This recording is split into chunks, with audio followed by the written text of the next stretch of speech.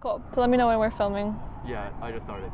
Oh, Yeah. okay. Hi, I'm Kimiko. I am graduated. I just graduated in June, but I've known Ethan since my freshman year, and I am a Japanese American. I'm half Japanese, I'm half white. Family is like 4th generation, so we've been here a long time. I figured I'd be an expert on dating in America. I have dated plenty in America. So American culture is pretty cool. We're super chill when it comes to dating. Like, we're very expressive. So like you'll see couples holding hands, you'll see couples kissing in public, couples putting their arms around each other. Sometimes couples go too far in public. We won't get to that. But like, I don't know, dating in America is really fun. Like, it depends on your parents, but like for me, I was allowed to date like when I was 16 technically. I dated beforehand, but you know, dating is like cute little kid dates to the movies. But when I turned 16, I could like officially go on dates. And so like some fun dates like where it'd be you go to a movie, you get sushi or some other food you really like. But it really changes as you get older. Like when you're younger, it's really cute. It's really cute. Like you go to the mall or you go to, like it's a big deal to go to the beach or go to Disneyland because I lived in California. I went to Disneyland a lot on dates, mostly with like the same people. Like I didn't date a bunch of guys in Disneyland. It was like the same people a bunch of times. But like I think once you get older, I think it's when it gets a lot more fun. So like in like college, you have like hookup culture. So like hooking up means like you don't like have to have, like you don't have to have sex. But like you can. It's more like freeing in college, you know. There's not as much a stigma against it. Oh, a big thing in the US is prom and homecoming. I guess it's not really a thing in other countries. So with homecoming, you like, it's really popular to ask people in really fun ways. So like for me, one time I got asked to homecoming with like a big sign and roses. And so you like get these roses and then you get dressed up and you buy pretty dresses and you do your makeup and hair.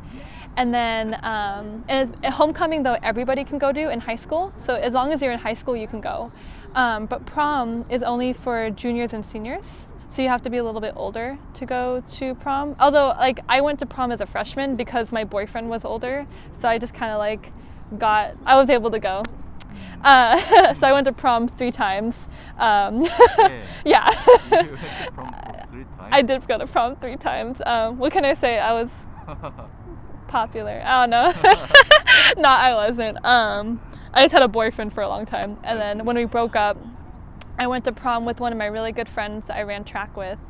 And prom, you get like really pretty dresses. So like homecoming, it's more traditional now to wear short dresses.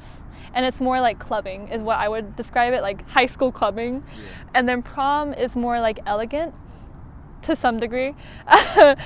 You get there and they're typically held not at your school. So like homecoming is at your school, but prom is at a venue. And then we had 2 bands. So we had an outside band and it was a live band and they played like swing music. So they had violins and tons of really pretty music.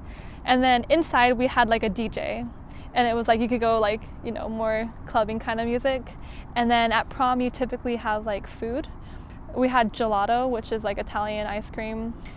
We had a ton of appetizers like brownies and pizzas. And then you could get carriage rides, so you could get like put into a horse-drawn carriage with your date and go on a ride to around the parking lot. And then another thing about prom is you go with groups, so you tend to like, you go with friends and you get a limo is like a typical thing if you can afford it. So we got a limo and you like get to listen to music and you feel like fancy driving up, and the limo driver with his gloves will like open the door and you walk out, and it's very fun.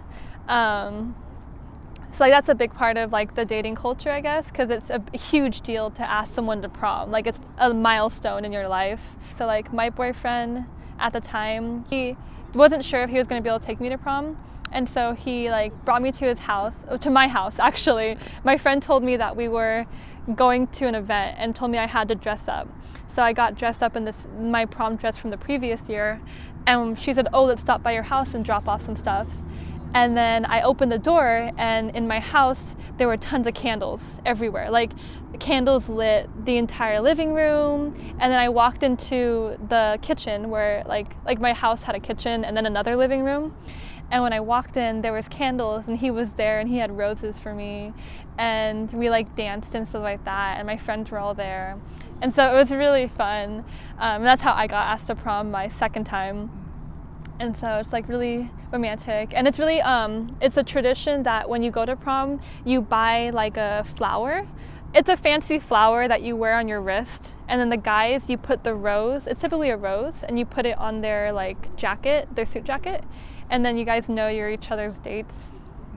Not everybody does that. Like my senior year, we didn't do that with my date. We just kind of like, we're like, cool, you're my friend, we're just going. Because we were just friends. But that's a big part of dating culture. Yeah. I think that's it. I don't know, I'll shut up now.